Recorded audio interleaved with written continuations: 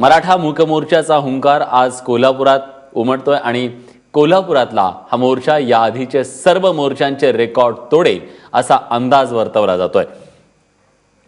4 वेगवेगळ्या ठिकाणी हे मोर्चे सुरू झाले असून शेवटी सर्व आंदोलक दसरा चौकात जमणार आहेत। त्यामुळे सकाळपासून शहरात येणारे 9 मार्ग आणि अंतर्गत वाहतूक बंद ठेवण्यात आली आहे।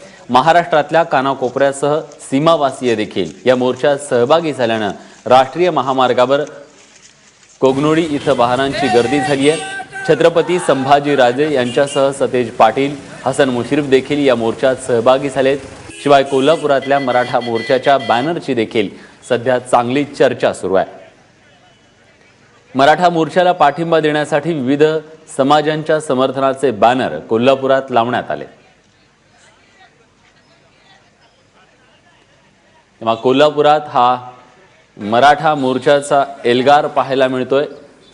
कोल्हापुरातले सगळे रस्ते भगवेमय झालेले आहेत। एक मराठा लाख मराठाची घोषणा देत लाखोंच्या संख्येने मराठा समाज रस्त्यावर उतरलेला आहे।